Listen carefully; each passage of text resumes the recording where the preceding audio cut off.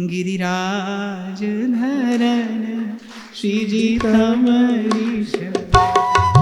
गिरिराज धरण श्रीजी तमरी शरण। गिरिराज धरण श्रीजी तमरी शरण। गिरिराज धरण श्रीजी तमरी शरण। श्रीजी तमरी शरण वल्लभ तमरी शरण। श्रीजी तमरी शरण वल्लभ तमरी शरण।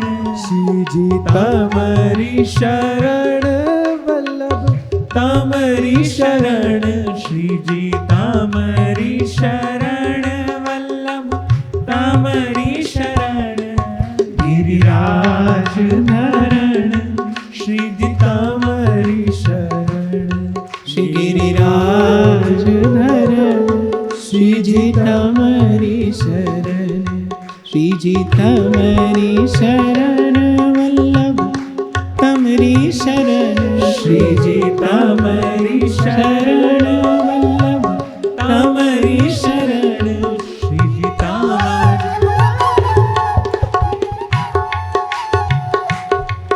गिरिराज धरण श्रीजी तमरी शरण। श्री गिरिराज धरण श्रीजी तमरी शरण। गिरिराज धरण श्रीजी तमरी शरण। पांडव युद्ध में विजय हुए पर जीवन के विषाद का अभी अंत नहीं आया था। जिनके लिए राज सुख संचित किया, अभिमन्यु पहले ही वीर गति को प्राप्त हो चुके थे और 5 सोते हुए निरीह पुत्रों के सिर उस आतताई अश्वत्थामा ने काट डाले। कहते प्रभु ने भी कहा कि आतताई है, अब ये ब्राह्मण नहीं रहा, ये जीवन धारण करने योग्य नहीं है, इसका प्राणांत कर देना चाहिए। कह रहे जैसे ही टूट पड़ने को हुए गदाधर भीम, फिर द्रौपदी का हाथ आगे आया कि गुरुपुत्र है, ब्राह्मण है, गुरुपुत्र है, मारने योग्य नहीं है और पुत्र वियोग की पीड़ा में इस क्षण इस काल अनुभव कर रही हूं। माता कृपी, हमारी गुरु माता उस पीड़ा का अनुभव करे, ऐसा मैं कदापि नहीं चाहती। और क्या क्या किसी अन्य को पीड़ा देने से अपनी पीड़ा का निवारण हो जाता है? अपनी पीड़ा, उस पीड़ा की ज्वाला का क्या निर्वापन हो जाता है किसी अन्य को पीड़ा देने से या किसी की पीड़ा का कारण बन जाने से? रोक लिया द्रौपदी ने और कहते हैं शायद यहां द्वारिकाधीश मौन होकर सबकी परीक्षा ले रहे थे। प्रभु के कहने पर सब प्राण लेने को आतुर, पर कहते हैं कि भक्ति की परीक्षा में अगर उत्तीर्ण हुई तो केवल याज्ञसेनी उत्तीर्ण हुई। कहते हैं कि जब द्रौपदी ने अश्वत्थामा को क्षमा किया, कहते श्री कृष्ण ने दोनों हाथ जोड़कर द्रौपदी की भक्ति को प्रणाम किया। याज्ञसेनी, तुम्हें सखी रूप में पाकर आज ये कृष्ण धन्य हुआ। तुम्हारी भक्ति, इसका गौरव, इसकी गरिमा अनंत अनंत काल तक ये संसार गाकर पावन होगा, पवित्र होगा। तुम्हारी पवित्र कीर्ति अनंत काल तक इस लोक में चिरस्थायी रहेगी। कुछ है नहीं जो इस समय तुम्हें कह सकूं, तुम्हें दे सकूं। बस ये कृष्ण तुम्हारे भाव को, तुम्हारी भक्ति को प्रणाम करके आनंदित है। बस इतना ही द्वारिकाधीश ने कहा। प्रथम दिन जब इस चरित्र चिंतन में हमने प्रवेश किया था तो मैंने आपसे यही कहा था कि कभी कभी रचनाकार कोई ऐसी रचना कर देता है कि उसका दर्शन करके उसे स्वयं गौरव का अनुभव होता है, उसे स्वयं गर्व की अनुभूति होती है। द्रौपदी को कृष्ण लेकर गए और कह रहे कृष्ण को द्रौपदी लेकर गई वहां जहां कृष्ण ने द्रौपदी को प्रणाम करके सुख पाया। श्री कृष्ण ने कहा कि कृष्ण तुम्हें प्रणाम करके आनंदित है, तुम्हारे सन्मुख नत होकर आज मैं आनंदित हूं।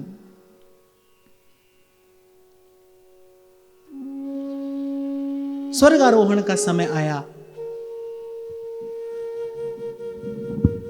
और यहां से पूर्व अगर आप और मैं ही दृष्टिपात कर लें, क्या सुख पाया द्रौपदी ने? जब जब सुख आने को हुआ, कोई दुख कोई विपदा सन्मुख आकर खड़ी हुई। और इस चरित्र के विराम में मैं भी इतना ही कहूं कि जो माता द्रौपदी ने कहा कि काल क्रम में पुनः कभी किसी के साथ ऐसी घटना ना घटे, किसी नारी को कभी ये दुख ना देखना पड़े, कभी किसी नारी को मान भंग की पीड़ा ना सहनी पड़े। यद्यपि माता के लिए कुछ कहना हो तो बालक को बहुत सावधानी से कहना चाहिए, उसे शिष्ट होकर कहना चाहिए, उसके शब्दों में चपलता ना हो, उसकी चेष्टा में कोई आतुरता ना हो। पर मुझसे तो निश्चित रूप से त्रुटि हुई होगी, भूल हुई होगी, हुई ही है। मैं तो क्षमा याचना करते हुए केवल इतना ही निवेदन करूं अंत में कि मुड़कर देखेंगे तो पाएंगे कि यहां किसने सुख पाया भाई। श्रीमद् भागवत तो निर्णय देती है कि बस इस जीवन का सुफल, इस जीवन की सार्थकता, इस जीवन की सफलता इसी में है कि ये जीवन प्रभु और प्रभु के जनों के काम आ जाए। यही इस जीवन की श्रेष्ठता है भाई, यही इसका परम फल है। जैसे कबीर कहते हैं ना, अरे कबीरा जीते भेटिए, मुए मिले ना राम, लोहा माटी मिल गया फिर पारस का क्या काम। जब तक जीवन है तब तक इसका सदुपयोग कर लीजिए। और जीवन के सदुपयोग की सेवा से सुंदर और कोई विधि कम से कम मुझे तो दिखाई नहीं पड़ती। इस जीवन का सदुपयोग हो जाए सेवा में, सर्व के प्रति सद्भाव में। पर एक और बात यहां श्री द्रौपदी जी के चरित्र से उजागर होती है कि जैसे जैसे विपदा आती रही और प्रभु की भक्ति के बल पर द्रौपदी उन्हें पार करके आगे बढ़ती रही, द्रौपदी के उर अंतर में पूर्णता प्रकट होती गई। पूर्णता प्रकट। ये आधा अधूरा सा जीवन पाकर कोई यहीं इस जीवन के रहते पूर्णता की उपलब्धि कर ले, इसे ही हमारे महत जनों ने, श्रेष्ठ जनों ने जीवन मुक्ति कहा है। उस पूर्णता की अनुभूति हो जाए, उसकी उपलब्धि हो जाए, उसकी अनुभूति ही उसकी उपलब्धि है। स्वर्गारोहण का समय आया और कहते हैं कि पांचों पांडव और पीछे पीछे द्रौपदी, कह रहे द्रौपदी का पांव फिसल गया और कह रहे बड़े ठंडे और बड़े रूखे कठोर स्वर में धर्मराज ने कहा कि भाई अब ये यात्रा संसार की यात्रा नहीं है, अब यहाँ कोई किसी का संगी, कोई किसी का साथी नहीं है, इस मार्ग पर तो सबको अकेले जाना है, पीछे मुड़कर कोई नहीं देखेगा, पीछे मुड़कर कोई नहीं देखेगा। एकांत, नीरव, निर्जन, जब एक क्षण के लिए स्मरण की द्रौपदी ने अपनी जीवन यात्रा, कहाँ पांचाल नरेश का वो राजप्रसाद जहां पली बढ़ी, और उससे भी पूर्व वो यज्ञ की वेदी जहां अनेक अनेक ऋषि ऋत्विजों के मंत्रोच्चारण के बीच मैं यज्ञ संभूता, यज्ञ के पावन अनल से प्रगटी और जन्म लेते ही, प्रकट होते ही परम पुरुष के नाम के साथ मेरा वो संयोग कृष्णा नाम मुझे प्राप्त हुआ गुरुजनों से। और फिर वो पंच पांडव, मैं भरतवंश की साम्राज्ञी, किन किन मोड़ से होती हुई मेरी ये जीवन धारा आई और आज यहां अकेली। धर्मराज युधिष्ठिर ने बड़े कठोर स्वर में कह दिया, भाई पीछे मुड़कर कोई नहीं देखेगा, इस मार्ग पर सबको अकेले जाना है, अकेली, कोई भी नहीं, न कोई संगी न कोई साथी, अकेली पड़ी वो भरतवंश की साम्राज्ञी द्रौपदी, वो याज्ञसेनी द्रौपदी, वो द्रुपद राज नंदिनी द्रौपदी, अकेली। कहते अब थक गई, अब हार गई, अब एक पग कहीं चलने की सामर्थ्य भी नहीं है, अब यहीं पड़े रहने को ही अपना भाग्य मानकर फिर से स्मरण किया, गोपाल गोकुल वल्लभी प्रिय गोप गोसुत वल्लभम चरणारविंद महं भजे भजनीय सुरमुनि दुर्लभम।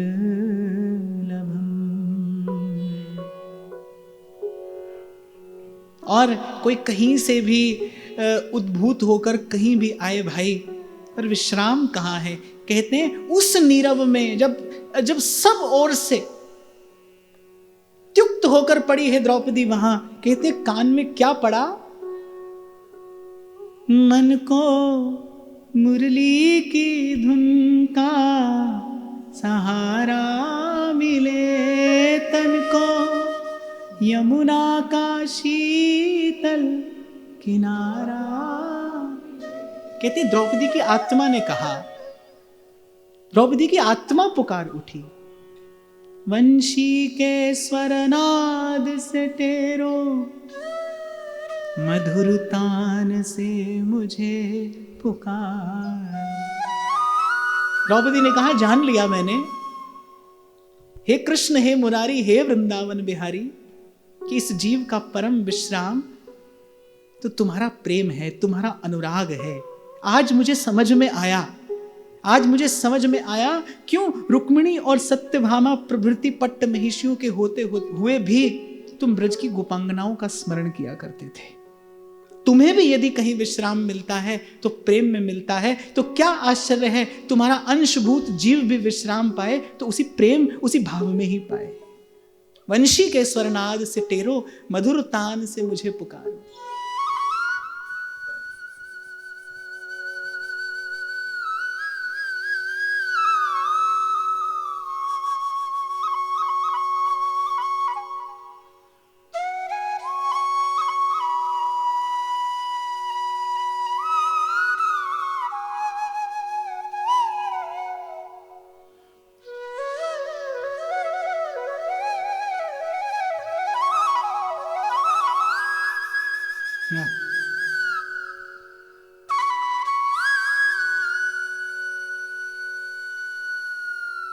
वंशी के स्वरनाद से टेरो, मधुर तान से मुझे पुकारो।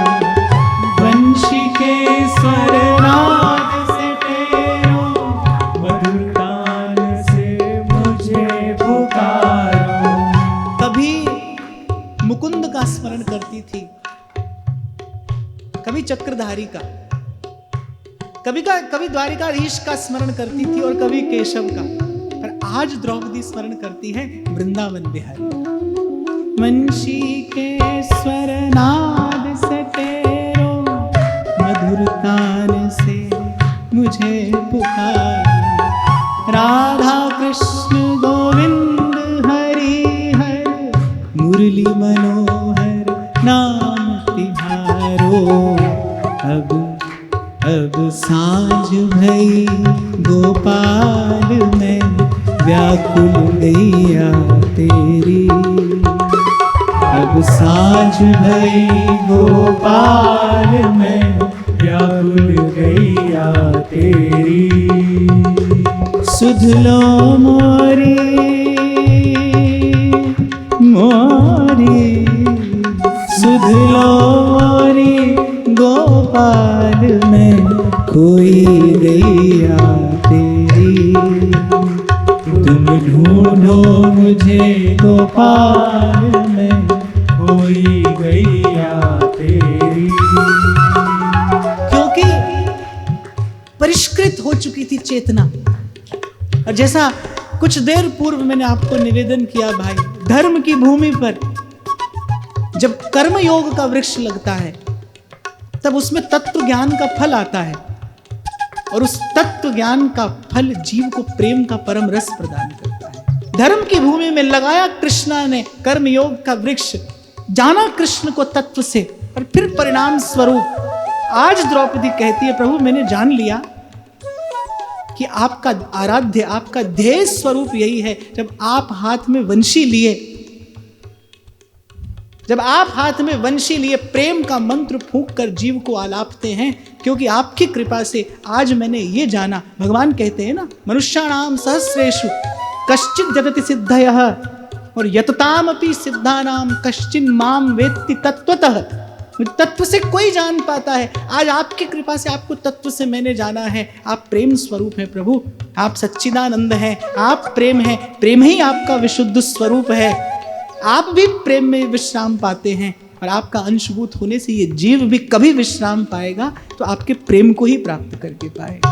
आप जो प्रेम का मंत्र फूंकते हैं अपनी वंशी में और उस प्रेम के मंत्र से आकर्षित करके आप बुलाते हैं जीव को अपनी ओर, आज उसी मंत्र से मुझे पुकारिए। राधा कृष्ण गोविंद हरि हर मुरली मनोहर नाम तिहारो। राधा कृष्ण गोविंद हरि हर मुरली मनोहर नाम तिहारो। और मेरा ऐसा मानना है कि हमारे स्वर में तो अभी वो सामर्थ्य नहीं जो प्रभु के कान तक पहुंचे, पर भक्त के स्वर में स्वर मिला देना चाहिए कभी ऐसा अवसर उपस्थित हो। श्री राधा रमण हरि गोविंद जय, श्री राधा रमण हरि गोविंद जय जय, श्री राधा रमण हरि गोविंद जय, श्री राधा रमण हरि गोविंद से जय जय।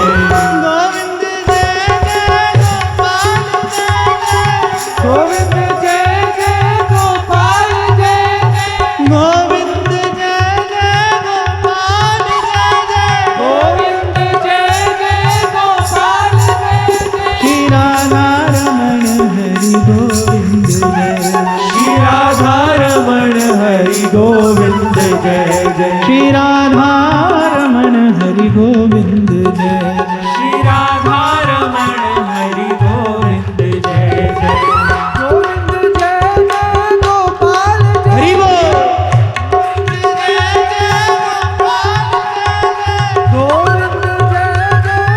गोपाल जय जय, गोविंद जय जय गोपाल जय, गोविंद जय जय गोपाल जय, श्री राधा रमण हरि गोविंद जय जय, श्री राधा रमण हरि गोविंद जय जय, श्री राधा रमण हरि गोविंद जय जय, श्री राधा रमण हरि गोविंद जय जय। गोविंद जय जय गोपाल जय, गोविंद जय जय गोपाल जय, गोविंद जय जय गोपाल जय। आज भाई मेरे पास किसी ने लिखकर भेजा है, किसी ने लिखा है महाराज जी कभी कभी आप बाहर भी देख लिया करिए। तो बाहर जो लोग बैठे हैं सबको सम्मिलित करते हुए दोनों हाथ से जय गोपाल जय जय, गोविंद जय जय गोपाल जय जय, गोविंद जय जय गोपाल जय जय, श्री राधा रमण हरि गोविंद जय जय, श्री राधा रमण हरि गोविंद जय जय, श्री राधा रमण हरि गोविंद जय जय, श्री राधा रमण हरि गोविंद जय जय, गोविंद जय जय गोपाल जय जय, गोविंद जय जय गोपाल जय। और ऐसा लिखा तो नहीं है पर मेरी चेतना मुझसे ऐसा कहने को कहती है कि जब द्रौपदी ने कहा ना कि प्रभु आपकी कृपा से मैंने जान लिया कि आप भी इसी प्रेम में विश्राम पाते हैं और आपका अंशभूत होने से ये जीव भी इसी प्रेम में विश्राम पाता है, और कहीं ना कहीं श्री कृष्ण की कृपा से जब श्री कृष्ण के उस अनावृत स्वरूप का दर्शन द्रौपदी को वहां हुआ होगा तो द्रौपदी को अवश्य अनुभव हुआ होगा श्री जी के चरण कमलों का। इसी प्रेम से आप पतित पावन हैं, इसी प्रेम से आप मधुराधिपति हैं। श्री राधा राधा श्री राधा श्री राधा श्री राधा श्री राधा श्री राधा श्री राधा श्री राधा श्री राधा श्री राधा श्री राधा श्री राधा श्री राधा श्री राधा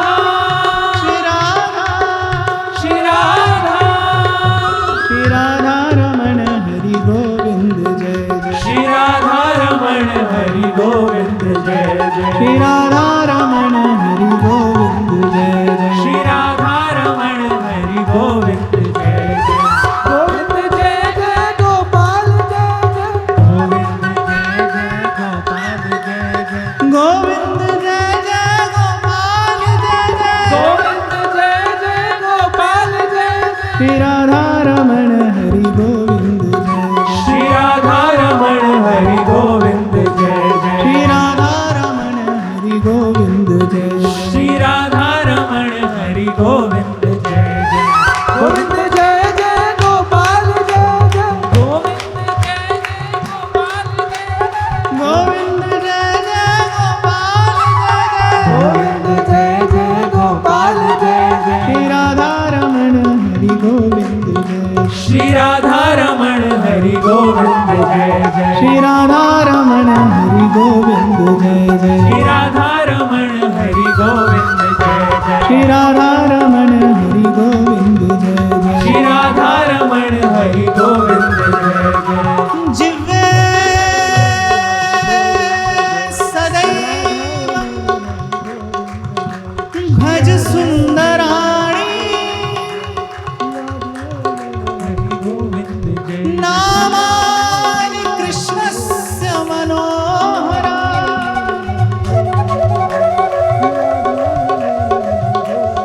समस्त भक्तार्ति विनाशनानि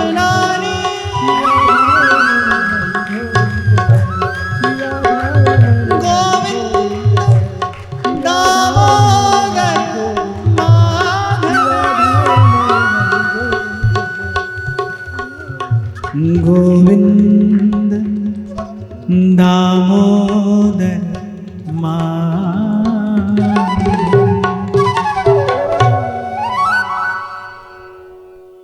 श्री लाडली लाल के श्री चरणों की छाया में, गुरुजनों की सन्निधि में ये त्रुटिपूर्ण अपना भाव